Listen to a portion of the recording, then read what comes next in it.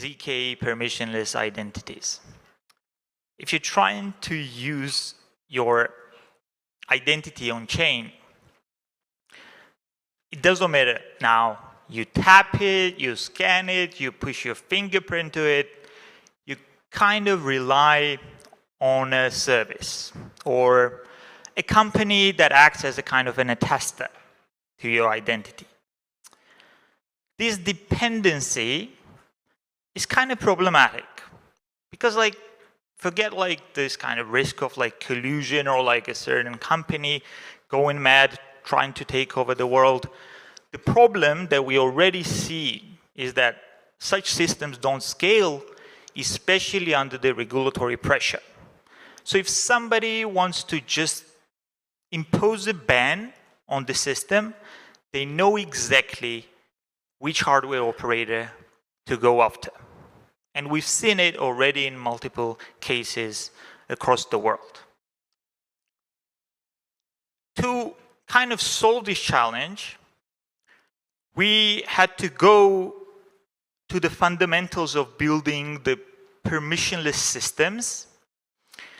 And during the research, we found out that mostly these dependencies, apart from being this kind of a business issue or business on its own, is based on the so-called kind of trilemma.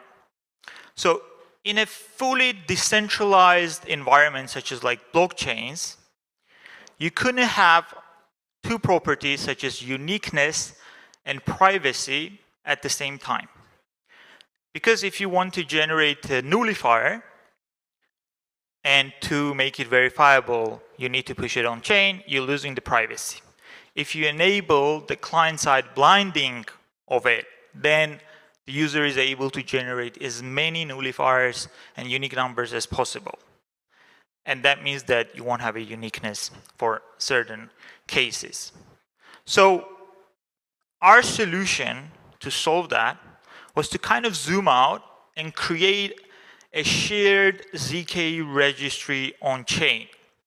And on an example of biometric passports that we already have, and the fact is that passports contain the chip and all the information and signature to verify certain attributes about ourselves.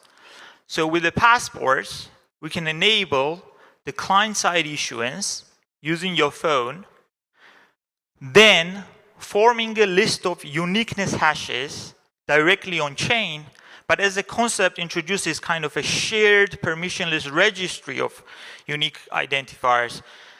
The more apps you have, it's super hard to deduce for exactly what activities those identities have been used.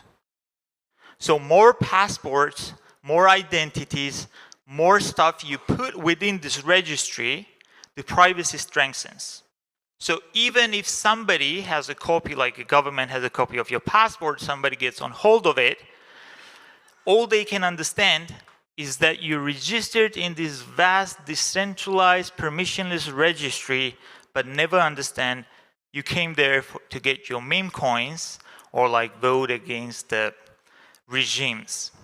We actually battle tested this permissionless registry with Russian elections, where just Russian citizens could tap their passports and vote against the regimes. The next day after the app was released, Kremlin just had no idea where to target and what to take down. So all they did, they filed a complaint to an Apple store that a certain app was violating the counterfeiting national IDs, which is kind of bullshit, yeah? So the advantage of such systems is that as they're not nor hardware nor the client-side software dependent, the next day the new apps would pop up and people would continue to vote. And that's basically the true power of decentralization. So even when building these identity systems, we should focus on this new way of full decentralization and empowering users, because that's the systems that scale. those registries could have passports as a single instance, and they could extend to much wider things, like you can build different commitment trees, ZK reputation systems, or just like put even the sanctions or like some kind of banned list and make it like publicly verifiable. And the cool part about it is like that anyone can do it and use it.